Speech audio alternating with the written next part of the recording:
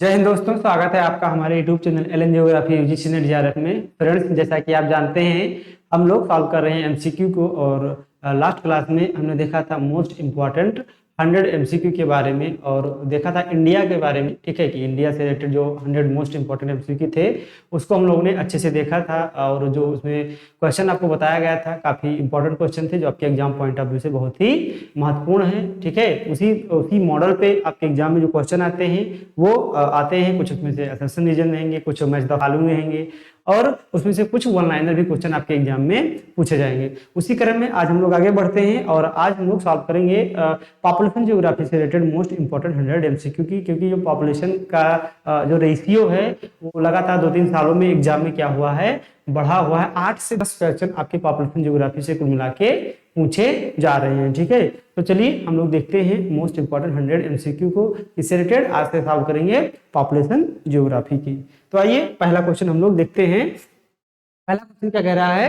पहला क्वेश्चन कह रहा है आपका कि the first complete census was conducted in India.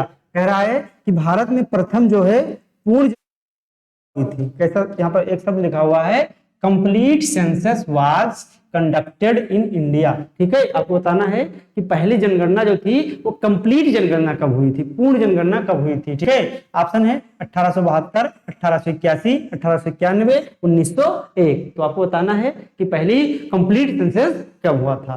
तो इसका राइट आंसर है आपका 1881। वैसे जनगणना की जो स्टार्टिंग हुई थी इंडिया में वो 1872 में, उसमें जो वायसराय भारत में ब्रिटिश शासन था तो लॉर्ड मेयो के शासनकाल में स्टार्ट हुआ था। लेकिन ये पहला कंप्लीट नहीं था, ये बस स्टार्टिंग था।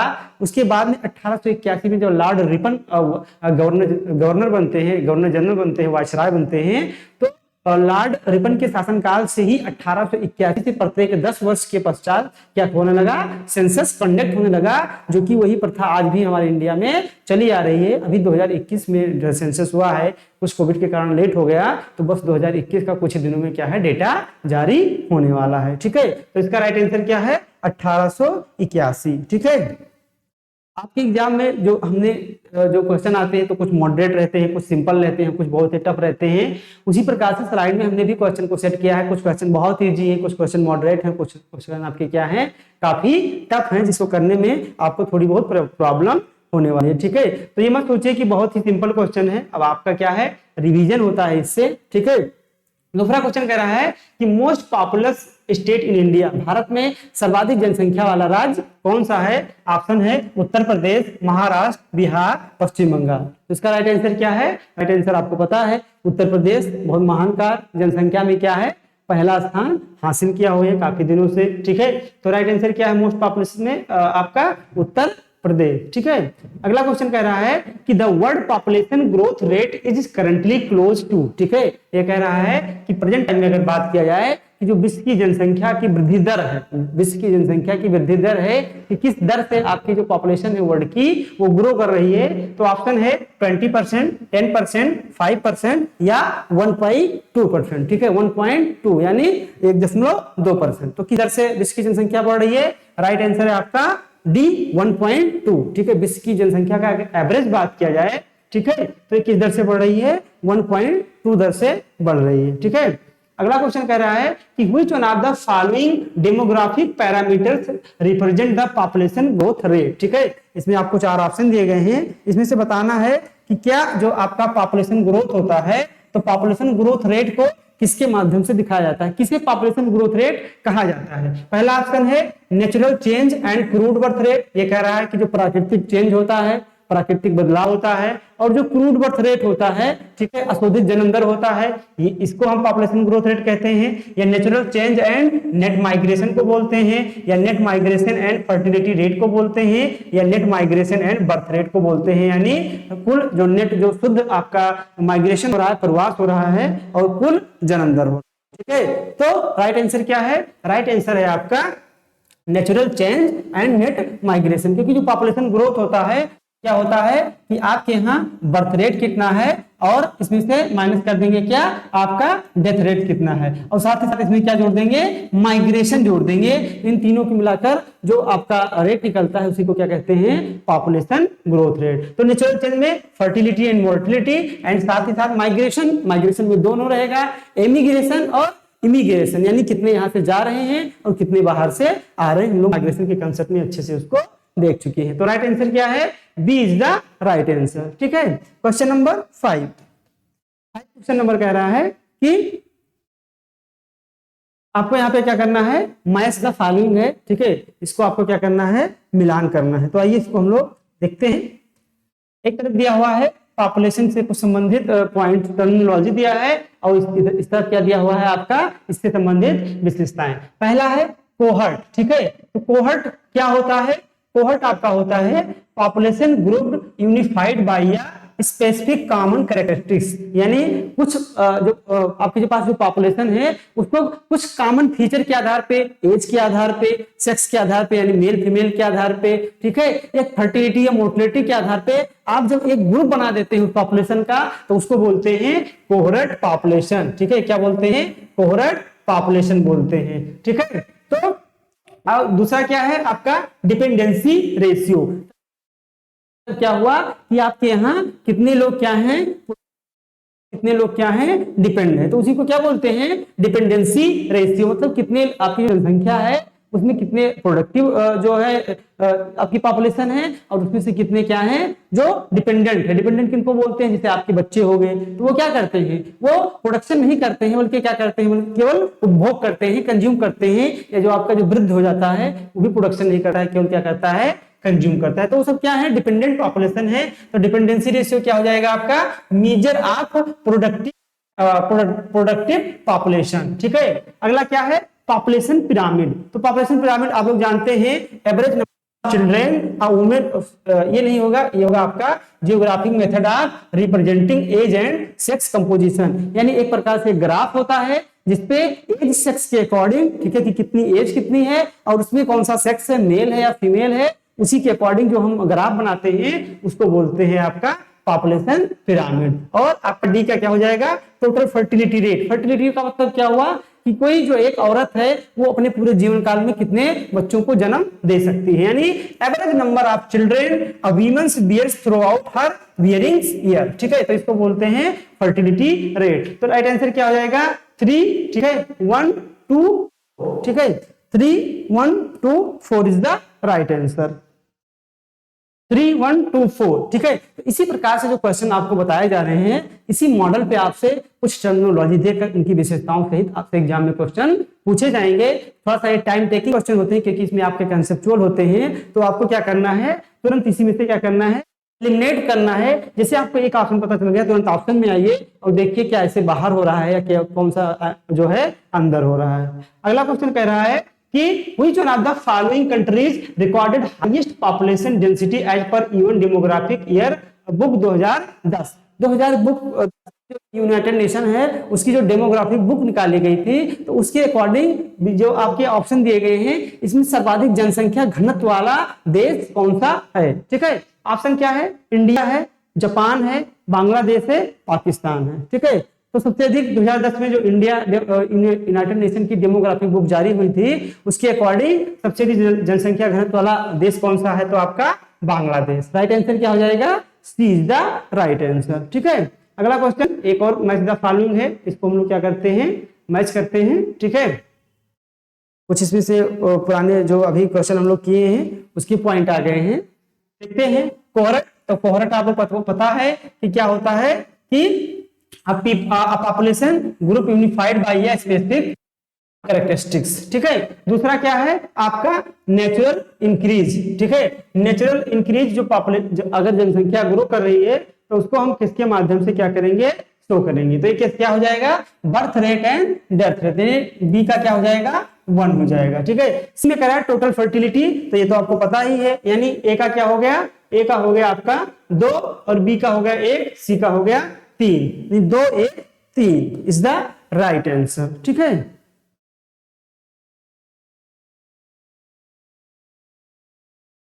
Correct answer from the codes. ठीक है, कोड यहां पर नहीं दिया गया है, तो इसका राइट आंसर क्या है, दिया गया है आपको एक नीचे डिपेंडेंसी रेशियो भी दिया गया है, measures in terms of number of dependence against productive age group. ठीक है, तो डिपेंडेंसी रेशियो आपको पता है कि कितने जनसंख्या क्या है, जो आपकी टोटल जनसंख्या में कितनी जनसंख्या आप पे डिपेंड है। तो डी का हो गया 4, यानी 2 1 3 4। ठीक है, 2 1 3 4, यानी राइट आंसर क्या हो जाएगा, B is the right answer. ये 2 पेज में था, थोड़ा सा कंफ्यूजन लग रहा था, B is the right answer. ठीक है, अगला क्वेश्चन कह रहा है कि which of the following countries has the highest density of population. इसमें से आपको ये बताना है कि कौन सी कंट्री है जिसका जनसंख्या घनत्व क्या है, सबसे ज्यादा है। ऑप्शन है इंडिया, चाइना, बेल्जियम, बांग्लादेश। ठीक है, तो राइट आंसर क्या है, राइट आंसर है आपका बांग्लादेश। ठीक है, इसकी जो डेंसिटी है मोर देन 1000 है, लगभग 1140 के आसपास है। बाकी सबका क्या है पता ही आपको।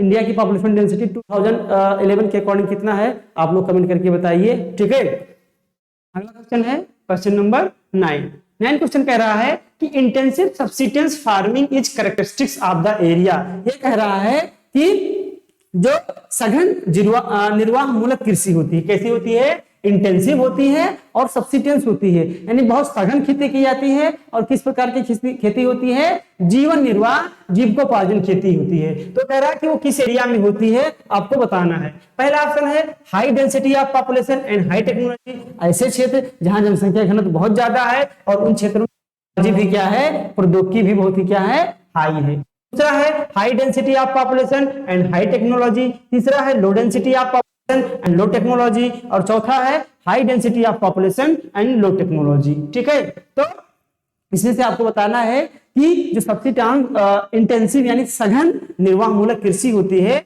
वो कहाँ पे होती है। तो आपको पता है कि सघन और निर्वाह मूलक दोनों जो कृषि होती है, ठीक है, वो किस क्षेत्र में होती है, जहां पॉपुलेशन डेंसिटी बहुत ज्यादा है और टेक्नोलॉजी उनकी उतनी अच्छी नहीं है, जैसे इंडिया हो गया, ठीक है, बांग्लादेश हो गया, यानी जितने डेवलपिंग कंट्री है वहां पर मोस्ट क्या होता है, सघन और निर्वाह मूलक कृषि होती है। लेकिन टेक्नोलॉजी वहां पर क्या है, हाई नहीं रहेगी, बल्कि क्या रहेगा, लो रहेगा। ठीक है, यानी राइट आंसर क्या हो जाएगा, D is the right answer. ठीक है, क्वेश्चन नंबर 9 कह रहा है कि the factor that is considered the most influential in affecting the density distribution of population is. ये कह रहा है कि यहाँ पर कुछ फैक्टर्स दिए गए हैं, कारक दिए गए हैं, जिसमें आपको ये बताना है कि सबसे ज्यादा जनसंख्या घनत्व जो होता है, जो डेंसिटी डिस्ट्रीब्यूशन ऑफ पॉपुलेशन, यानी जो पॉपुलेशन होती है, जो पॉपुलेशन की कितना पॉपुलेशन किस एरिया में रहेगी, उसको कौन सबसे अधिक क्या करता है, प्रभावित करता है। यानी किस एरिया में कितनी पॉपुलेशन रहेगी, ये किस बात पर निर्भर करता है। ऑप्शन आपका दिया हुआ है, ये वहां के रिलीफ के आधार पर निर्भर हो रहा है, उच्चावच के आधार पर निर्भर हो रहा है, क्लाइमेट के आधार पर निर्भर हो रहा है, सॉइल के आधार पर निर्भर हो रहा है, या रिलीजन के आधार पर क्या हो रहा है, डिपेंड कर रहा है। किस बात पर ये डिपेंड करता है कि किसी एरिया में जनसंख्या घनत्व जो है वो कितना अधिक होगा या कितना कम होगा। ठीक है, तो बताइए राइट आंसर क्या होगा। राइट आंसर है आपका बी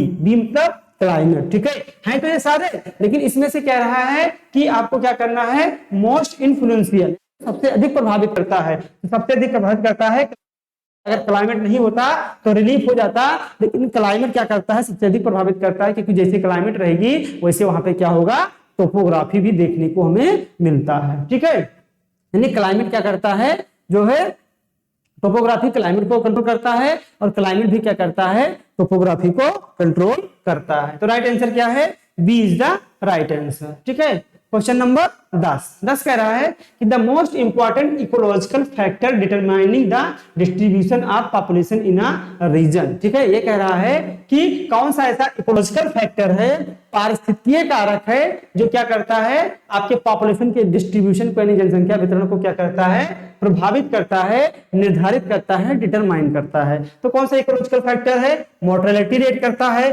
फर्टिलिटी रेट करता है, फर्टिलिटी ऑफ लैंड करता है, या रिलीफ फीचर करता है। ठीक है, तो इसमें आपको यही बताना है कि कौन सा ऐसा क्या है, इकोलॉजिकल फैक्टर है। ठीक है, जो है मोर्टेलिटी रेट, या आपका फर्टिलिटी रेट, या आपका फर्टिलिटी ऑफ लैंड, किसी भी लैंड की फर्टिलिटी कितनी ज्यादा है, या आपका रिलीफ फीचर है। ठीक है, तो राइट आंसर क्या हो जाएगा, राइट आंसर है आपका फर्टिलिटी ऑफ लैंड। ये क्या है, एक प्रकार से इकोलॉजिकल फैक्टर है, पारिस्थितिकीय कारक है। ठीक है, अगला क्वेश्चन कह रहा है कि the most densely populated African country is, ये कह रहा है अफ्रीका में सर्वाधिक जनसंख्या घनत्व वाला क्षेत्र या राज्य जो या देश क्या है, कौन सा है? ऑप्शन है आपका सूडान, इजिप्ट, मिस्र, नाइजीरिया या श्रीलंका। ठीक है, क्या है? श्रीलंका है। तो आपको बताना है कि कौन सा मोस्ट क्या है, जो है पॉपुलेटेड डेंसिटी वाला देश है अफ्रीकन कंट्री में। तो राइट आंसर क्या है? राइट आंसर है आपका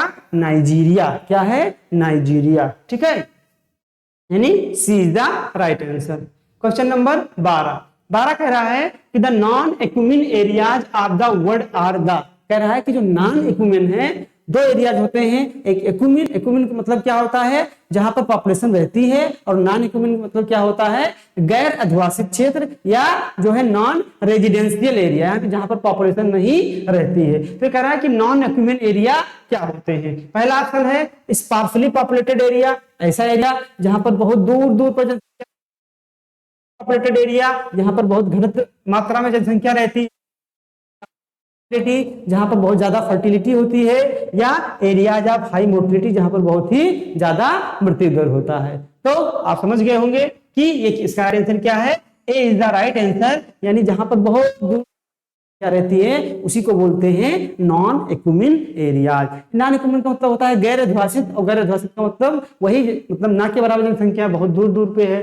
ठीक है, अगला क्वेश्चन कह रहा है कि which of the following statement represent population pyramid with wide base। ये कह रहा है कि अगर कहीं पर पॉपुलेशन पिरामिड बनता है तो पॉपुलेशन पिरामिड में क्या दिखाते हैं, एज सेक्स दिखाया जाता है। ऐसे होता है, एक तरफ फीमेल होता है, एक तरफ मेल होता है, और इनका क्या होता है, एज वाइज, ठीक है, क्या दिखाया जाता है, इनकी जो है जनसंख्या शो की जाती है। ठीक है, तो ये कह रहा है कि अगर, अब ये कई प्रकार से बनते हैं, अगर किसी पिरामिड का जो आधार है, ठीक है, वो काफी क्या है, चौड़ा है। क्या है ये?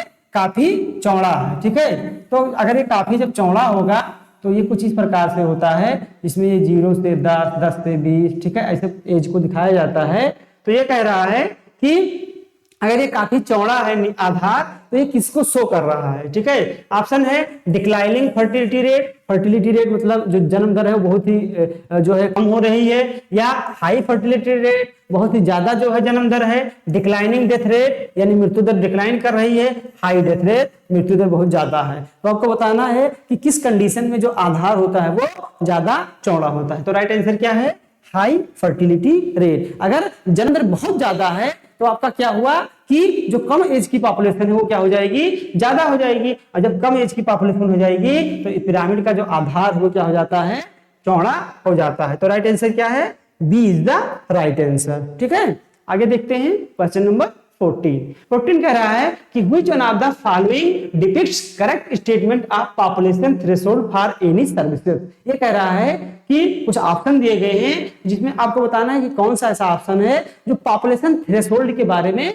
बात करता है। पॉपुलेशन थ्रेशोल्ड क्या होता है, ठीक है, यही आपको बताना है। तो पॉपुलेशन थ्रेशोल्ड के बारे में सबसे पहले बात किसने की थी, आपके क्रिस्टालर महोदय ने किया था अपने सेंट्रल प्लेस थियरी में। ठीक है, तो ये देखते हैं पॉपुलेशन थ्रेशोल्ड क्या होता है। ऑप्शन ए है maximum distance that people can travel to use a services. ठीक है, ये कह रहा है कि वह अधिकतम दूरी जो कोई व्यक्ति तय करता है किसके लिए, किसी सेवा को प्राप्त करने के लिए, उसे थ्रेशोल्ड पॉपुलेशन कहते हैं। दूसरा कह रहा है minimum distance required for opening a services. ये कह रहा है कि कोई सेवा शुरू करने के लिए या कोई शॉप चलाने के लिए, आपको किसी प्रकार की सेवा की बात कर ले जाए, उसके लिए, उसको शुरू करने के लिए आपको एक न्यूनतम दूरी की आवश्यकता होती है। तीसरी कह रहा है मैक्सिमम पॉपुलेशन साइज फॉर ये सर्विसेज, यानी किसी सेवा को चलाने के लिए अधिकतम जनसंख्या जो होती है उसको पॉपुलेशन थ्रेशोल्ड कहते हैं। डी है minimum population size required for a services, यानी न्यूनतम जनसंख्या किसी भी सेवा की शुरुआत करने के लिए। तो आपको बताना है थ्रेशोल्ड पॉपुलेशन क्या होता है। तो राइट आंसर क्या है, D is the right answer. यानी किसी भी सेवा की शुरुआत करने के लिए जो न्यूनतम जनसंख्या होती है, जो उसी को क्या कहते हैं, उस सेवा का पॉपुलेशन थ्रेशोल्ड बोलते हैं। जैसे अगर आप जो है कोई शॉप खोलते हैं, अगर आप ग्रोसरी शॉप खोलते हैं तो उस ग्रोसरी शॉप को चलाने के लिए जो न्यूनतम पॉपुलेशन चाहिए, ठीक है, वही क्या है कि आपका क्या है वो है आपका थ्रेशोल्ड पॉपुलेशन। जैसे आप अपने गांव में एप्पल का शोरूम नहीं खोल सकते हैं, क्यों? क्योंकि एप्पल के शोरूम को वहां पर कोई एप्पल को खरीदे नहीं, एप्पल का जो फोन है उसको कोई खरीदेगा नहीं, ठीक है। तो उसके लिए जो थ्रेशोल्ड पॉपुलेशन है वो मिनिमम पॉपुलेशन होनी चाहिए, जिस जो आपका क्या कर सके, उस सर्विस को क्या कर सके, चला सके, रन करा सके, ठीक है। तो इसीलिए हम लोग क्या करेंगे कि उस एप्पल के फोन को कहां पे लाएंगे, मार्केट में लाएंगे, बाजार में लाएंगे, कई महानगर में लाएंगे, दिल्ली जैसे शहर में लाएंगे, या किसी प्रकार के मेट्रोपॉलिटन सिटीज में लाएंगे जहां पर उसकी डिमांड क्या है, ज्यादा है, और उसको खरीदने के लिए न्यूनतम जनसंख्या तो मिल ही जाएगी, ठीक है। तो थ्रेशोल्ड पॉपुलेशन क्या है, किसी मिनिमम पॉपुलेशन है जो किसी सर्विस को क्या करती है, रन कराती है। अगला क्वेश्चन कह रहा है which one of the following authors used the formula dx बराबर डीओ जो है e के power minus bx, where dx represent population density at the distance x from the centre d, ठीक है। द d शो कर रहा है आपको किसको, डेंसिटी को, en exponent of distant gradient to describe the pattern of the population density in city। ये कह रहा है कि जो ये फार्मूला यूज किया गया है जिसमें आपको d बराबर डेंसिटी दिखाया गया, e बराबर एक्सपोनेंशियल डिस्टेंस दिखाया गया है, तो जो फार्मूला था वो किसी के लिए वो किसने यूज किया था, बस इतनी सी बात इसका कहने का है। क्वेश्चन बहुत बड़ा लिखा गया है लेकिन इसका अर्थ छोटा सा निकलता है कि फार्मूला है किसने प्रयोग किया था। ऑप्शन है सी क्लार्क ने, बी जेल वेरी ने, जे डब्ल्यू साइमंड्स ने, या डब्ल्यू इजार्ड ने। तो आपको बताना है कि जो फार्मूला आपको दिखाया गया है वो फार्मूला किसने प्रयोग किया था। तो राइट आंसर क्या है, क्लार्क, ठीक है। क्लार्क ने क्या किया था, ये फार्मूला प्रयोग किया था, यही आपको इसमें क्या करना है, याद रखना है। क्वेश्चन नंबर 16 कह रहा है कि the second doubling period of world population was between which of the following time slabs। ये कह रहा है कि जब विश्व की जनसंख्या दोबारा, पहली बार नहीं, कब दोबारा दोगुनी हो गई थी, एक हो सकता है इससे पहले भी दोगुनी हुई हो, तो ये कह रहा है कि जब वो कौन सा एरा था, वो कौन सा सन था जब जो है विश्व की जनसंख्या दोबारा क्या हो गई थी, दोगुनी हो गई थी, ठीक है। ऑप्शन है 1650 से 1850, 1750 से 1950, 1850 से 1930, 1850 से 1950। तो राइट आंसर क्या है, 1850 से 1930 के बीच में क्या हो गई थी, दोगुनी हो गई थी। तो right answer C is the right answer. अगला क्वेश्चन कह रहा है कि how physiological density of population is defined, ठीक है। जो कायिक घनत्व होता है, घनत्व हमको पढ़ाया था, 5-6 प्रकार के घनत्व आपको बताए थे। फिजियोलॉजिकल घनत्व बताया था, अर्थमेटिक घनत्व बताया था, ठीक है। अर्थमेटिक जो डेंसिटी होती है, या एग्रीकल्चर डेंसिटी होती है, ठीक है, या इकोनॉमिक डेंसिटी जो होती है जिसको कहते हैं रिसोर्स डेंसिटी। तो सारे डेंसिटी आपसे मैच द फॉलोइंग में पूछा जा सकता है। तो ये कह रहा है कि जो फिजियोलॉजिकल डेंसिटी होती है वो क्या होती है, ratio between total population and total area, total population total area के बीच का रेशियो होता है। Ratio between total rural population and area, ठीक है। Ratio between total population and total cultivated land, या बोथ बी एंड सी। तो क्या होता है फिजियोलॉजिकल होता है एक रेशियो होता है, अनुपात होता है कि कुल जनसंख्या बटा आपका कुल एग्रीकल्चर लैंड, ठीक है। क्या है आपका कि कृषि योग यानी कल्टीवेटेड एरिया आपके पास कितना और आपकी टोटल पॉपुलेशन कितनी है, उसी को कहते हैं फिजियोलॉजिकल डेंसिटी। तो राइट आंसर क्या है, C is the right answer, ठीक है। क्वेश्चन नंबर 18 कह रहा है कि which one of the following techniques would you consider for the estimate of the requirements of population in an area for planning allocation। ये कह रहा है कि अगर किसी भी एरिया में पॉपुलेशन के लिए आपको प्लानिंग करने के लिए कह दिया जाए कि पॉपुलेशन के लिए आपको कोई योजना बनानी है, तो आप किस प्रकार के टेक्निक का क्या करेंगे, प्रयोग करेंगे। यही क्वेश्चन आपसे पूछा जा रहा है। आप पहला कह रहा है कैरिंग कैपेसिटी एनालिसिस, ठीक है, यानी उसकी कैपेसिटी कितनी है पॉपुलेशन की, ठीक है, कितनी वो चीजों को वहन कर सकता है। दूसरा है कास्ट बेनिफिट एनालिसिस, ठीक है। तीसरा है पॉपुलेशन प्रोजेक्शन, और चौथा है रैंक साइज रूल। तो आप कौन सा वहां पर अपना टेक्निक लगाएंगे। तो राइट आंसर क्या है, राइट आंसर है आपका कास्ट बेनिफिट एनालिसिस, ठीक है। यही प्रयोग करेंगे, क्या आप टेक्नोलॉजी लगाएंगे उस एरिया में पॉपुलेशन से संबंधित प्लान करने के लिए, ठीक है। अगला क्वेश्चन आपसे कह रहा है कि the total world population was 500 million in the year.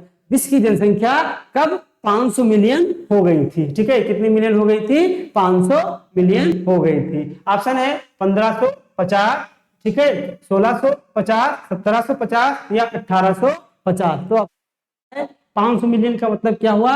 1 million is equal to 10 lakh. तो 500 का मतलब क्या हुआ? 500 लाख। ठीक है, यानी 5 या 6 करोड़ की बात हो रही है। ठीक है, तो आप बताएंगे 50 करोड़ के लगभग आसपास बनेगा। तो आपको बताना है कि 500 मिलियन जो पॉपुलेशन हुई थी वो किस एरा में हुई थी। ऑप्शन है 1550 में, 1650, 1750, 1850। तो राइट आंसर क्या है? 1650 ईस्वी में आप विश्व की जनसंख्या कितनी हो गई थी? 500 मिलियन। ठीक है, अगला क्वेश्चन कह रहा है कि who propose the theory of intervening opportunity. किसने जो है इंटरवेनिंग यानी मध्यवर्ती अवसर से संबंधित जो सिद्धांत दिया गया था, थियरी ऑफ इंटरवेनिंग अपॉर्चुनिटी का थियरी दिया गया था, वो किसने दिया था? ऑप्शन है बी थॉमस ने, वी बेंजामिन ने, एस स्टॉफर ने, आर टॉमिल्सन ने, रोजर टॉमिल्सन ने। तो राइट आंसर क्या हो जाएगा आपका? स्टॉफर। क्या? X Stouffer. इन्होंने क्या दिया था? आपके इंटरवेनिंग अपॉर्चुनिटी मॉडल दिया था, जिसको हम लोगों ने अच्छे से देखा था। ठीक है, क्वेश्चन नंबर 21 कह रहा है कि which of the following stages of the demographic transition indicates the stage of under development. ठीक है, यानी जो आपका डेमोग्राफिक स्टेज है, ठीक है, जिसमें हम लोगों ने 5 स्टेज को देखा था, 5वां स्टेज क्लार्क महोदय ने जोड़ा था। तो इसमें से कह रहा है कि कौन सा स्टेज ऐसा होता है अंडर डेवलपमेंट को दिखाता है, बहुत ही अविकसित क्षेत्र के बारे में बात करता है। ठीक है, तो क्या होता है कि पहला स्टेज जो होता है उसमें क्या होता है? High birth rate. ठीक है, और हाई क्या होता है?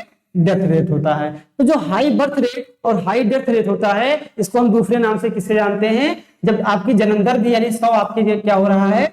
जन्म ले रहे हैं और 100 मृत्यु हो जा रही है। ठीक है, तो अगर ये कितने भी साल तक चलता है, जितने लोग जन्म ले रहे हैं उतनी ही मृत्यु हो जा रही है, तो यानी आपकी जो जनसंख्या वो क्या है? स्टेशनरी है, स्थिर है। मान लीजिए आपके यहाँ 500 थी, तो अब 100 पैदा हुए, 100 मर गए, तो आपकी जनसंख्या बढ़ी? नहीं बढ़ी। ठीक है, बल्कि क्या है? अभी स्थिर है, क्योंकि जितने जन्म ले रहे हैं उतने मर जा रहे हैं। पहले स्टेज को क्या बोला जाता है?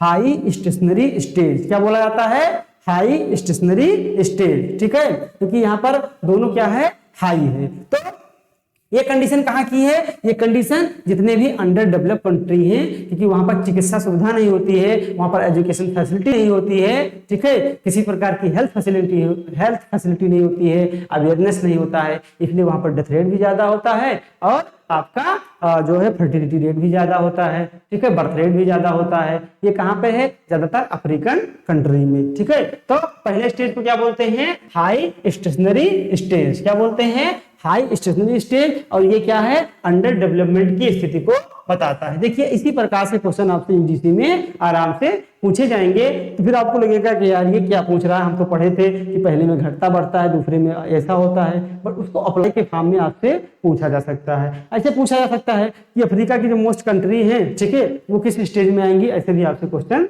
पूछा जा सकता है। ठीक है, क्वेश्चन नंबर 22 कह रहा है कि which one of the following is the propounder of the उस फुल मॉडल था आपका। ठीक है, माइग्रेशन से संबंधित वो किसने प्रतिपादित किया था? जेलेंस्की ने प्रतिपादित किया था, रेले ने प्रतिपादित किया था, रेली महोदय ने, ठीक है, या जीएस घोषाल महोदय ने मॉडल था, या ली मॉडल था। ठीक है, ली महोदय के द्वारा प्रतिपादित किया गया मॉडल था। तो राइट आंसर क्या है? ली इज द राइट आंसर, यानी डी ऑप्शन आप है। ली ने ही पुश एंड पुल थ्योरी दिया था, किससे संबंधित? माइग्रेशन से संबंधित। ठीक है, कि कुछ पुश फैक्टर होते हैं जिसके कारण क्या होता है? माइग्रेशन होता है। अगला क्वेश्चन कह रहा है असर्शन एंड रीजन का। ठीक है, असर्शन एंड रीजन का क्वेश्चन बहुत इंपॉर्टेंट क्वेश्चन है। कह रहा है कि अमेजन बेसिन है लो डेंसिटी ऑफ पॉपुलेशन। ये कह रहा है अमेजन बेसिन में अगर आप जाएंगे और ब्राजील में जो की है, वहां पर जो पॉपुलेशन डेंसिटी है वो बहुत क्या है? कम है। क्या है? बहुत ही कम है। कारण कह रहा है क्यों कम है? क्योंकि the Amazon basin is endowed with hot and humid climate that led to luxuriant Selua. कह रहा है कि जो अमेजन बेसिन की जो क्लाइमेट है वो बहुत ही हॉट एंड ह्यूमिड है, जिसके कारण वहां पर जो सेलवाज होते हैं, ठीक है, तो सेल्वा एक प्रकार के जो वन है वहां पे बहुत ज्यादा तेजी के साथ क्या होते हैं, विकसित होते हैं। ठीक है, तो बात सही है कि यहाँ पर हॉट एंड ह्यूमिड क्लाइमेट पाई जाती है, जिसके कारण यहाँ पर सेल्वा वन पाए जाते हैं। ठीक है, और इसी के कारण क्या होता है कि यहाँ पर जो पॉपुलेशन डेंसिटी है बहुत ही क्या है, कम है, क्योंकि जो क्लाइमेट है वो रहने योग्य नहीं है। तो असर्शन भी सही है, रीजन भी सही है, तो इसलिए ऑप्शन क्या हो जाएगा, A is the right option. ठीक है, क्या हो जाएगा, A is the right option. Question number अगला कह रहा है match the following. Important question है, इसको हम लोग अच्छे से एलिमिनेट करके देखते हैं। इस तरह के क्वेश्चन आपसे एग्जाम में पूछे जाएंगे, स्वाभाविक सी बात है। एक तरफ दिया हुआ है, ठीक है, एक तरफ दिया हुआ है जो आप एकरमैन थे, एकरमैन का पॉपुलेशन जो है रिसोर्स रीजन, और दूसरी तरफ दिया गया है कंट्री। क्या दिया गया है, कंट्री दिया गया है, आपको नाम बताना है। ठीक है, पहला है, चलिए हम इसमें पहले हम इंडिया को देखते हैं। तो इंडिया क्या है, इंडिया आपको पता है कि किस टाइप का है, वो इजिप्ट टाइप का है। क्या है, इजिप्ट टाइप का है। ठीक है, तो डी का क्या हो गया, 1। अब आइए, ठीक है, तो मिलाने में हमको पता चलता है कि डी का एक किसमें है, सी में केवल है, इसलिए आपको एक ही आंसर से पूरा आंसर आपको क्या हो गया, पता चल गया। यानी ए का 4, ए का 4 का मतलब यूएस टाइप क्या है आपका, साउथ कोरिया। ठीक है, और बी का क्या है आपका 3, बी का क्या है 3, और जो है सी का क्या है 2। ठीक है, तो राइट आंसर क्या है, C is the right answer. देखिए ऐसे एलिमिनेशन के माध्यम से भी आप क्वेश्चन को आसानी से कर सकते हैं। आप केवल एक ही जानते थे और एक ही से क्या हो गया, आपका पूरा क्वेश्चन सॉल्व हो गया। अगला क्वेश्चन, क्वेश्चन नंबर 25 कह रहा है कि the present demographic transition of आप, यानी इंडिया की डेमोग्राफिक जो आपका ट्रांजिशन थ्योरी है उसके अकॉर्डिंग बात की जाए तो इंडिया किस स्टेज में है, आपको यही बताना है, और उस स्टेज की क्या है विशेषता क्या है। पहला कह रहा है high population growth potential, actual growth कह रहा है कि पॉपुलेशन ग्रोथ इंडिया की बहुत ज्यादा है, लेकिन अगर एक्चुअल ग्रोथ देखा जाए इसकी तो उतनी नहीं है। High population growth potential and high actual growth कह रहा है कि इसके अंदर जो पोटेंशियल ग्रोथ है, ठीक है, पॉपुलेशन की वो ज्यादा है और एक्चुअल ग्रोथ भी ज्यादा है। ठीक है, सी कह रहा है कि पार्शियल इंडस्ट्रियल इकोनॉमी, और डी कह रहा है टिपिकली इंक्रीज अर्बनाइजेशन, यानी अर्बनाइजेशन बहुत यहाँ पर क्या है, कम है, बहुत ज्यादा नहीं है। ठीक है, तो कह रहा है कि इंडिया के बारे में, तो इंडिया के बारे में एक पॉइंट सही है कि हाई पोटेंशियल ग्रोथ रेट, ठीक है, but low actual growth rate, यानी आपकी जो पॉपुलेशन की ग्रोथ करने की क्षमता है बहुत ज्यादा है, लेकिन एक्चुअल में जो ग्रोथ है अपने यहाँ पॉपुलेशन का वो उतना नहीं है जितना कि, ठीक है, अन्य कंट्रीज में है, जितना कि अन्य विकासशील राष्ट्र में है। तो राइट आंसर क्या है, ए इज द राइट आंसर। ठीक है, question number 26, during which of the following time period did the world population more and double it set, यानी ये कौन सा कह रहा है कि एज था जिसमें क्या हुआ था, जो है आपकी जो जनसंख्या थी वो स्वयं की क्या हो गई थी, पिछले साल की तुलना में स्वयं की क्या हो गई थी, दुगनी हो गई थी। ठीक है, तो ऑप्शन क्या है, 1750 से 1800 के बीच में, 1850 से 1950, 1900 और 1950 से 2000। तो राइट आंसर क्या है, D is the right answer. 1950 से 2000 के बीच में पिछले दशक की तुलना में, ठीक है, पिछले शताब्दी की तुलना में यहाँ पर जनसंख्या क्या हो गई थी, स्वयं की दुगनी हो गई थी। ठीक है, क्वेश्चन नंबर 27,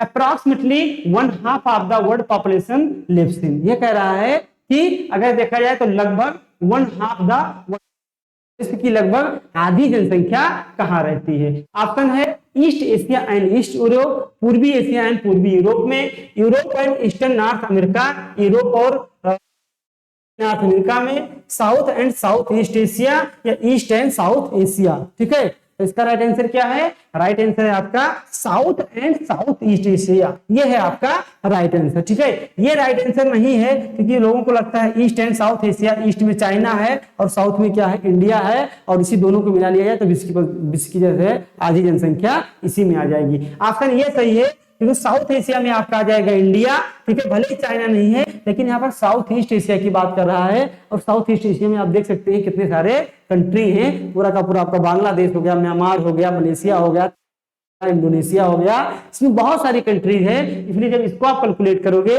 तो इसकी जो आधी जनसंख्या वो कहाँ पे रह रही है, south and south east Asia में। ठीक है, तो right answer C is the right answer. ठीक है, question number the stages of a population cycle marking high birth rate and lower and declining death rate is called. कह रहा है कि किस स्टेज में आप देखेंगे कि क्या होता है, बर्थ रेट तो हाई होता है लेकिन जो डेथ रेट होता है वो डिक्लाइन करने लगता है। तो ये किस स्टेज में होता है, ये आपका होता है फर्स्ट में क्या होगा, हाई रहेगा। सेकंड में क्या होता है, जो बर्थ रेट है वो हाई रहता है लेकिन जो आपका डेथ रेट है वो क्या करने लगता है, डिक्लाइन करना स्टार्ट कर देता है। ठीक है, तो कह रहा है कि expanding at high stationary phase, ठीक है, लेट एक्सपेंडिंग फेज या लो स्टेशनरी फेज। तो दूसरा इसका राइट आंसर क्या हो जाएगा आपका अर्ली एक्सपेंडिंग फेज, क्योंकि यहां पर क्या होगा कि जन्म दर अभी ज्यादा है, मृत्यु है, तो जनसंख्या क्या होगी,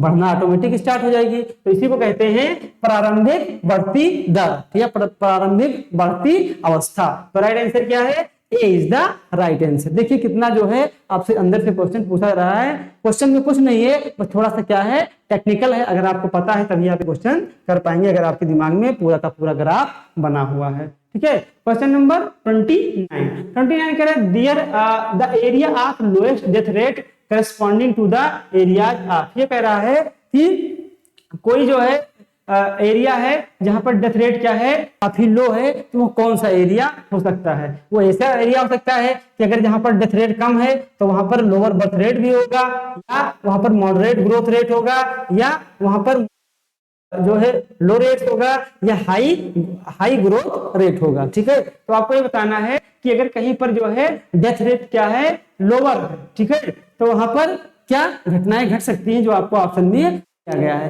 तो आप कुछ सोचिए कि अगर कहीं पर डेथ रेट लो है तो इसका मतलब क्या है कि वह एरिया काफी क्या है संपन्न है हेल्थ के मामले में। ठीक है, इकोनॉमिक कंडीशंस की अच्छी है, क्योंकि आप जितने विकसित देश देखेंगे वहां पर क्या है कि आपका जो डेथ रेट है वो क्या है कम है, और डेथ रेट जहां पर कम है तो इसका मतलब वहां पर बर्थ रेट भी ऑलरेडी क्या होगा कम होगा, क्योंकि वहां के लोग क्या होंगे जागरूक होंगे। तो राइट आंसर क्या हो जाएगा lowest birth rate, lowest birth rate यानी ए इज द राइट आंसर। ठीक है, question number 30 in demographic transition theory a reduction in the birth rate and combined with a reduction in the death rate is characteristics of the stage called। ये कह रहा है कि demographic growth में कौन सा ऐसा स्टेज होता है जहां पर जन्म दर और मृत्यु दर दोनों भी क्या, तो किस स्टेज में होता है आपका, इसमें क्या होता है दोनों ही ज्यादा होते हैं, इसमें एक ज्यादा होता है एक कम होने लगता है, लेकिन तीसरे में क्या होता है बर्थ रेट भी डिक्लाइन करता है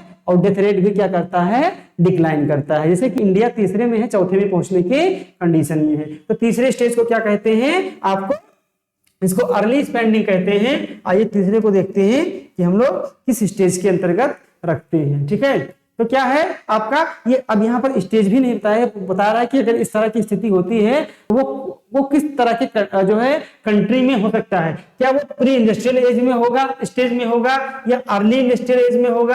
ठीक है, क्या आपको बताना है कि एडवांस एंड अर्बनाइजेशन स्टेज में होगा या पोस्ट इंडस्ट्रियल स्टेज में होगा। तो राइट आंसर क्या है advance industrial and urbanisation stage, यानी कहीं पर इंडस्ट्रियलाइजेशन है वो बहुत ज्यादा हो गया है। ठीक है, एक एडवांस स्टेज में ठीक ठाक स्टेज में है और अर्बनाइजेशन भी ठीक ठाक स्टेज में है, तो वो कंडीशन क्या होगा वो तीसरी अवस्था में होगा। जैसे कि इंडिया है तो उसी स्टेज को तीसरी, ये किसको शो कर रहा है, ये तीसरी स्टेज को शो कर रहा है। ठीक है, क्वेश्चन नंबर 31 कह रहा है कि which the following explain the late expanding phase of the demographic theory। ठीक है,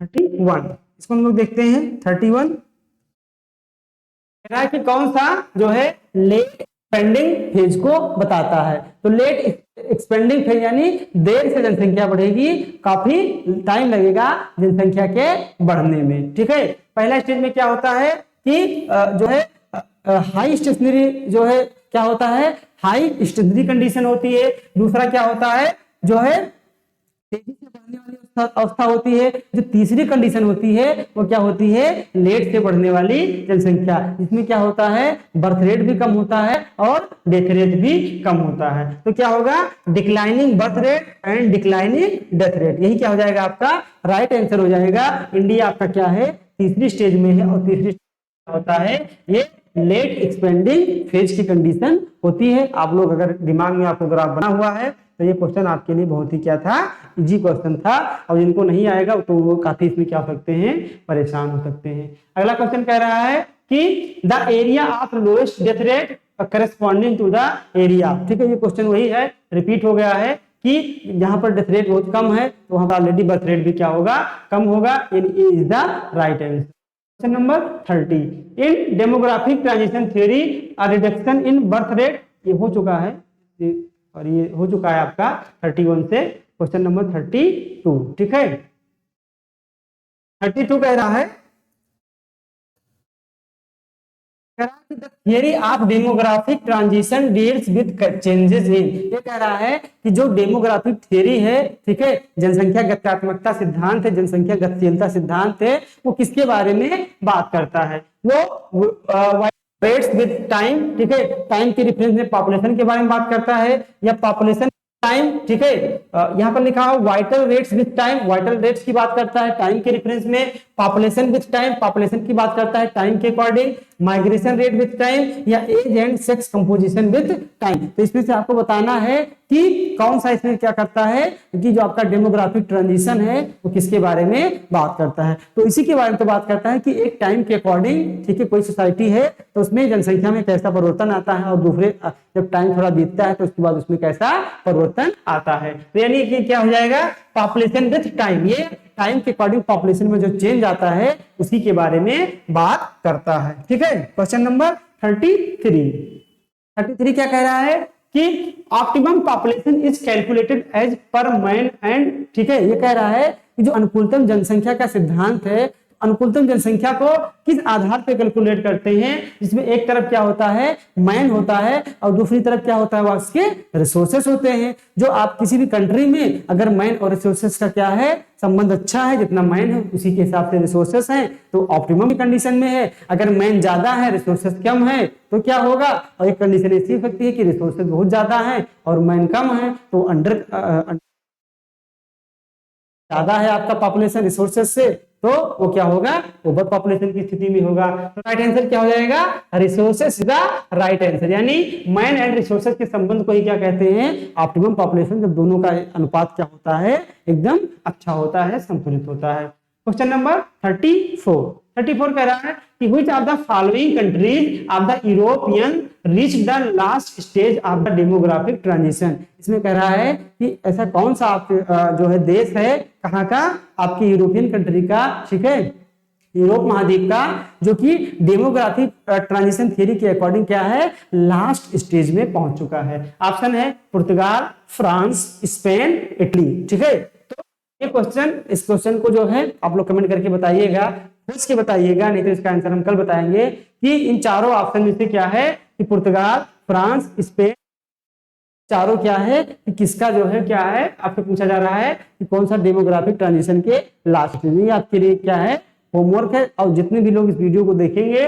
वो इसमें जरूर क्या करेंगे, कमेंट करेंगे। ठीक है, क्वेश्चन नंबर 34 हो चुका है। क्वेश्चन नंबर 35 क्या कह रहा है, आइए इसको हम लोग देखते हैं।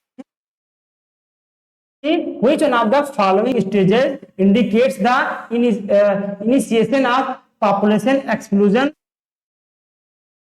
ये कह रहा है कि कौन सा ऐसा स्टेज है जिसमें शुरुआत दौर से क्या होने लगता है, पॉपुलेशन का हम एक्सप्लोजन देखेंगे, बहुत तेजी के साथ पॉपुलेशन बढ़ने लगती है। तो हम क्या देखे थे कि जो दूसरा स्टेज होता है, पहले में तो दोनों बराबर होते हैं लगभग, ठीक है, लेकिन जो दूसरा स्टेज होता है इसमें ग्रोथ रेट ज्यादा होता है, बर्थ रेट ज्यादा होता है, डेथ रेट घटता जाता है, इसलिए क्या होता है कि दोनों में ज्यादा अंतर हो जाएगा, पॉपुलेशन एक्सप्लोजन की स्थिति आ जाती है। तो राइट आंसर क्या है, स्टेज 2। स्टेज 2 में ही क्या होगा, पॉपुलेशन एक्सप्लोजन की कंडीशन बनने को मिलता है, देखने को मिलता है। ठीक है, अगला क्वेश्चन कह रहा है the concept of positive checks on population was introduced by, यानी जो पॉजिटिव और नेगेटिव दो प्रकार के चेक यानी प्रतिबंध की बात किए थे आपके, तो वो किस विद्वान ने अपने जनसंख्या के सिद्धांत में पॉजिटिव और नेगेटिव चेक का प्रयोग किया था। ऑप्शन है माल्थस, सैडलर होना चाहिए, SADLER, सैडलर, कार्ल सैंडर्स या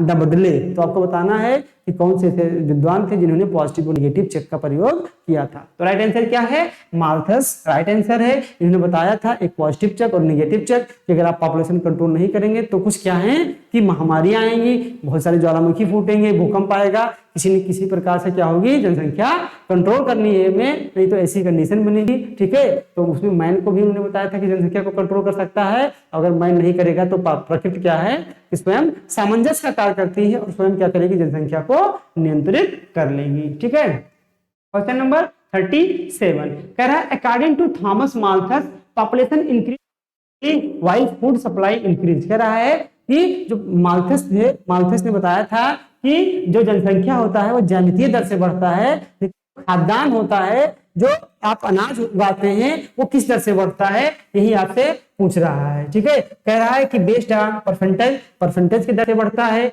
एक्सपोनेंशियल ग्रोथ होता है। ठीक है, यानी 2 के बाद 4, 4 के बाद 8, इस तरीके से प्रोग्रेसिव रूप से होता है, प्रगतिशील रूप से, या अर्थमेटिकली आपका जो है फूड ग्रेन बढ़ता है। तो राइट आंसर क्या है आपका, अर्थमेटिकली इज द राइट आंसर। ठीक है, यानी D is the right answer. तो इसका क्या उन्होंने बताया था कि जो खाद्यान्न होता है वो किस रूप में बढ़ता है, वो अंकगणितीय रूप में बढ़ता है। Question number 38। ठीक है, 38 क्या कह रहा है,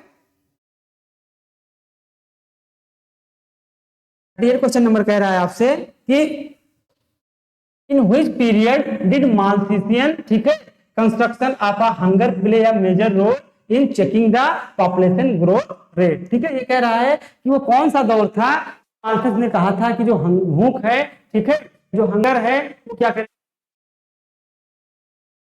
ठीक है, यानी इतनी जनसंख्या बढ़ जाएगी तो लोग क्या होंगे, भूखों मरने लगेंगे। तो ये किस एज में इन्होंने बात की थी, ऑप्शन है एंशिएंट पीरियड था उस समय, मिडिल एज की बात की थी, मॉडर्न एज की बात की थी, या नन ऑफ दीज। तो इसकी बात की थी उस समय मिडिल एज में, क्योंकि ये उस जब अपना सिद्धांत प्रस्तुत किए थे तो कब था, 1798 के आसपास की क्या है बात है। तो उसमें की एज को क्या कहते हैं, मिडिल एज, क्या बोला जाता है, मिडिल एज। ठीक है, question number 38 in which period did Malthusian, जो 38 हो गया, 9 कह रहा है कि net population change in determined by, यानी जो आपका नेट पॉपुलेशन है, जो आपकी जो है शुद्ध जनसंख्या वृद्धि जो होती है वो किसके द्वारा दिखाया जाता है, निर्धारित किया जाता है, मोर्टेलिटी के द्वारा, माइग्रेशन के द्वारा, फर्टिलिटी के द्वारा, बोथ ए एंड सी के द्वारा। ठीक है, तो वैसे तो यहाँ पर तीनों हैं। ठीक है, लेकिन आप इसमें जो सटीक आंसर अगर आपकी बात की जाए तो राइट आंसर क्या है, D is the right answer. यानी फर्टिलिटी और जो मोर्टेलिटी है इसी से क्या होता है, आपका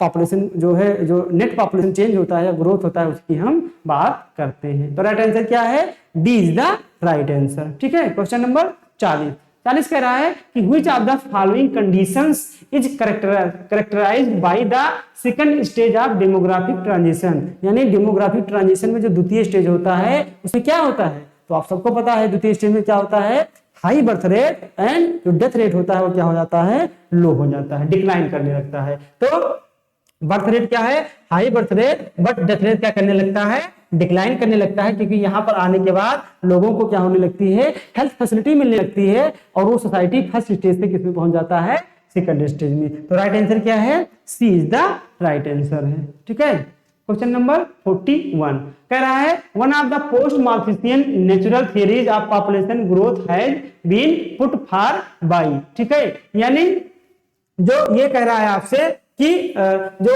आपका माल्थुसियन नेचुरल थियरी था उस पॉपुलेशन ग्रोथ को किसने क्या किया था, थोड़ा सा आगे बढ़ाया था। यानी इन्हीं की तरह उन्होंने भी क्या दी थी, अपनी थियरी की दी थी। यानी जो बात इन्होंने अपनी थियरी में कही थी लगभग इन्हीं की बातों को मानते हुए उन्होंने क्या दिया था, अपनी थियरी को जो है बनाया था, या अपने थियरी का प्रतिपादन किया था। ऑप्शन है गिनी, जो है सैडलर, कार्ल मार्क्स या सैंडर्स। ठीक है, तो इसका राइट आंसर क्या है, सैडलर। क्या है, सैडलर ने क्या किया था, पुट फॉरवर्ड किया था। ठीक है, क्वेश्चन नंबर 42 कह रहा है कि the two early conflict theories who refuted the Malthusian theory because they recognise that farming could match the food supply need were Karl Marx and. यानी ये कह रहा है कि जो माल्थस ने थियरी दिया था, ठीक है, उसकी एक विद्वान ऐसे थे जिन्होंने क्या किया था, आलोचना की थी, क्योंकि माल्थस ने कहा था कि जो फूड होता है, जनसंख्या होती है ज्यामितीय दर से बढ़ती है, और जो फूड होता है वो क्या होता है, अंकगणितीय दर से बढ़ता है, इसलिए उसमें दोनों में मैच नहीं होता है बल्कि अंतर बढ़ता जाता है। तो विद्वान आए, उन्होंने कहा ऐसा नहीं है, हम क्या कर सकते हैं,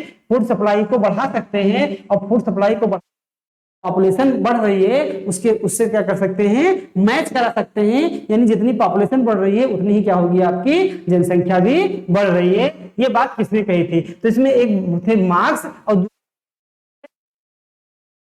मार्क्स थे, ठीक है, मार्क्स के साथ साथ ये बात कही थी। तो राइट आंसर क्या है, राइट आंसर है आपका डी। डी में क्या है आपका, फ्रेडरिक एंजल्स। ये दोनों लोग मिलकर माल्थस की इस बात को गलत बताए थे कि माल्थस ने जो इसमें मैच नहीं कराया है पॉपुलेशन और किसमें, आपके पॉपुलेशन के साथ साथ ही जो आपका जो फूड ग्रेन है उसका ग्रोथ है, ठीक है। तो इन्होंने कहा था ऐसा नहीं है, मैच करेगा, ऐसा होगा कि जो आपका खाद्यान्न है उसको क्या कर सकते हैं, हम बढ़ा सकते हैं। तो राइट आंसर क्या है, मार्क्स के साथ कौन थे, Friedrich Engels. D is the right option, ठीक है। क्वेश्चन नंबर 43 कह रहा है कि the nation whose government is promoting large families because of an ageing population and low fertility. यानी आपको बताना है कि कौन सा ऐसा देश है जिसमें जो वहां की सरकार है, गवर्नमेंट है, उन्होंने पॉपुलेशन पॉलिसी लाया है। क्यों लाया है, क्योंकि वहां पे जो जन्म कम हो गया है और जो एजिंग पॉपुलेशन है यानी वृद्धों की जनसंख्या है वो लगातार क्या हो रही है, वहां पर बढ़ रही है, क्योंकि फर्टिलिटी कम है, कोई बच्चा जो है जन्म ले ही नहीं रहा है, तो जो भी पॉपुलेशन है वो लगातार बढ़ ही तो रही है, तो वहां पर यंग पॉपुलेशन ऑटोमेटिक क्या हो रहा है, कम हो रहा है। ऑप्शन है India, United state, France, China. तो आप देख कर ही बता सकते हैं इसका राइट आंसर क्या है, फ्रांस। फ्रांस में क्या लाया गया है, पॉपुलेशन पॉलिसी लाया गया है, किसके लिए, पॉपुलेशन को बढ़ाने के लिए। ठीक है, देख सकते हैं आप कि यही है ज्योग्राफी स्पेशल वेरिएशन। एक तरफ जब इंडिया में देखने लाया जा रहा है पॉपुलेशन को कम करने के लिए, वहीं पर रसिया और यूरोपियन कंट्री में लाया जा रहा है पॉपुलेशन को बढ़ाने के लिए प्रोत्साहित करने की बात की जा रही है। क्वेश्चन नंबर 40 कह रहा है कि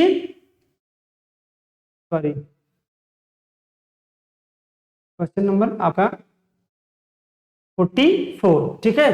44 कह रहा है आपका, कह रहा है कि which of the following drives total fertility rate TFR down. यानी TFR जो होता है उसको कौन क्या करता है, मूव कराता है, कौन क्या करता है, प्रोत्साहित करता है एक तरीके से। ऑप्शन है रूरल लाइफ स्टाइल जैसा होगा, इसके कारण जो आपका जो TFR है वो प्रोत्साहित होता है, या सोशल एंड इकोनॉमिक सिक्योरिटी के कारण, ठीक है, सेक्सिज्म के कारण, या हिस्टोरी एंड ट्रेडिशन के कारण। तो आपको बताना है कि जो आपका TFR होता है वो, ठीक है, वो ड्राइव्स होता है, वो चलता है किसके कारण से। तो TFR में उतार चढ़ाव जो होता है, कम या ज्यादा होता है, कारण है सोशल एंड इकोनॉमिक सिक्योरिटी, यानी सामाजिक और आर्थिक सुरक्षा जैसी होगी वैसे ही क्या होगा, आपका टोटल फर्टिलिटी कम या ज्यादा होगा। तो राइट आंसर क्या है, B is the right answer. Question number 45 कह रहा है कि among the following countries which one of the has the highest total fertility rate। इसमें आपको बताना है कि जो टोटल फर्टिलिटी रेट है वो किस देश की ज्यादा है। ऑप्शन है इंडिया, ठीक है, इंडिया, पाकिस्तान, नेपाल, बांग्लादेश। तो राइट आंसर क्या हो जाएगा, राइट आंसर है आपका पाकिस्तान। पाकिस्तान की जो फर्टिलिटी रेट है वो इन सारे कंट्री में क्या है, सबसे ज्यादा है, ठीक है। क्वेश्चन नंबर 46 कह रहा है कि consequences of population explosion were explain for the first time. यानी जो पॉपुलेशन का एक्सप्लोजन हो रहा है, जनसंख्या विस्फोट हो रहा है, इसका बहुत ही क्या होगा, एक जो परिणाम होगा भविष्य में, उसके बारे में सबसे पहले किसने बताया था कि जो जनसंख्या इतनी तेजी के साथ बढ़ रही है, इसका भविष्य में क्या होगा, बहुत ही निगेटिव कंसिक्वेंसेस हमको देखने को मिलेंगे। ऑप्शन है आपका जो है डिबेरीज, माल्थस, डार्विन या लेमा। तो राइट आंसर क्या है, माल्थस ऐसे विद्वान पहले थे जिन्होंने क्या बताया था, पहले बताया था कि जो जनसंख्या विस्फोट होगा तो उसका परिणाम क्या हो सकता है। क्वेश्चन नंबर 47 कह रहा है कि net change in the population due to balance between birth and death rate is called, ठीक है। यानी ये कह रहा है कि जो नेट चेंज होता है पॉपुलेशन में किसके कारण, बर्थ रेट के कारण और डेथ रेट के कारण, तो उसको एक शब्द में हम क्या कहेंगे? ऑप्शन है फर्टिलिटी कहेंगे, माइग्रेशन कहेंगे, नेचुरल चेंज कहेंगे या ग्रोथ रेट कहेंगे। तो राइट आंसर क्या है? Natural change. नेचुरल चेंज में क्या होता है? फर्टिलिटी और मोर्टेलिटी देखी जाती है और जो फर्टिलिटी मोर्टेलिटी के हिसाब से ही क्या बताते हैं कि जनसंख्या में नेचुरल चेंज हो रहा है या किसी अन्य कारण से हो रहा है। ठीक है, अगला क्वेश्चन कह रहा है कि when population reach carrying capacity, कि कब ऐसी स्थिति आएगी कि जो पॉपुलेशन है आपका उसकी जो कैरिंग कैपेसिटी होती है, ठीक है, वो एकदम बहुत ही क्या होगा, एक अपने स्थान पे पहुंच जाएगी। ठीक है, यानी जो पॉपुलेशन है उसकी एक कैपेसिटी होती है, तो किस कंडीशन ठीक ठाक रहेगी। ठीक है, जब मोर्टेलिटी एंड बर्थ रेट बराबर होगा, मोर्टेलिटी अधिक होगा बर्थ रेट से, मोर्टेलिटी रेट जो है कम होगा बर्थ रेट से, या नन ऑफ दीज। तो राइट आंसर क्या है? जब मोर्टेलिटी एंड बर्थ रेट क्या होगा, लगभग बराबर होगा, तो जनसंख्या क्या होगी, बढ़ेगी ही नहीं। तो जितना रिसोर्स है उतनी जनसंख्या के लिए क्या होगा, पर्याप्त होगा। तो वही क्या है, पॉपुलेशन का जो कैरिंग कैपेसिटी है वो क्या हो जाएगी, ठीक ठाक हो जाएगी। ठीक है, क्वेश्चन नंबर 49 कह रहा है कि when natality is balance by mortality there is. Natality का मतलब है कि 1000 जो है, जो पॉपुलेशन है, ठीक है, उसमें कितने बच्चों का क्या हो रहा है, जन्म हो रहा है। ठीक है, 1000 पॉपुलेशन के पीछे या 1000 महिलाओं के पीछे कितने बच्चों का जन्म हो रहा है, उसी को बोलते लीजिए, इसको हम एक तरीके से कह सकते हैं जन्म दर। ठीक है, तो एक तरीके से इसको क्या बोल सकते हैं, जन्म दर बोल सकते हैं कि जो आपका नेटिलिटी है इज बैलेंस बाय मोर्टेलिटी, यानी जितना जन्म ले रहे हैं उतना ही क्या हो जा रही है, मृत्यु हो जा रही है। तो आपका पॉपुलेशन क्या होगा, क्या डिक्रीज इन पॉपुलेशन ग्रोथ या जीरो पॉपुलेशन ग्रोथ होगा, या इंक्रीज इन पॉपुलेशन ग्रोथ या ओवर पॉपुलेशन। सिंपल सी बात है, अगर जितना जन्म ले रहे हैं उतने की मृत्यु हो जाएगी, तो वो क्या होगा, जीरो पॉपुलेशन ग्रोथ रेट, यानी पॉपुलेशन का जो ग्रोथ रेट हो जाएगा वो क्या हो जाएगा, जीरो ही होगा, कुछ बढ़ेगा ही नहीं। तो राइट आंसर क्या है, B is the right answer. ठीक है, क्वेश्चन नंबर 50 क्या कह रहा है कि which of the following statement correctly describe the relation between birth rate and infant mortality rate. ठीक है, इस क्वेश्चन का जो 50 नंबर का जो आंसर है, ठीक है, तो इसमें जो है इसके जो ऑप्शन दिए गए हैं थोड़ा सा ऑप्शन गलत हो गए हैं, इसलिए इस क्वेश्चन को हम क्या करते हैं, क्विट कर देते हैं। ठीक है, एक्सेप्ट कर देते हैं। तो आज हम लोग मिलकर कुल मिलाकर हम लोगों ने लगभग 49 क्वेश्चन को देखा। ठीक है, तो आज के लिए इतना ही, हम लोग मिलते हैं अपने नेक्स्ट वीडियो के साथ। अगले जो है 50 क्वेश्चन को हम देखेंगे। क्वेश्चन कैसे लगा आपको, आप लोग कमेंट करके जरूर बताइए। आप लोग क्वेश्चन सॉल्व करते हैं लेकिन कमेंट नहीं करते हैं, और जो क्वेश्चन का आंसर आपसे पूछा गया है उस क्वेश्चन का आंसर आप लोग कमेंट करके जरूर बताइए। मिलते हैं अपने नेक्स्ट वीडियो के साथ, आप सभी को शुभकामनाएं, ऑल द बेस्ट।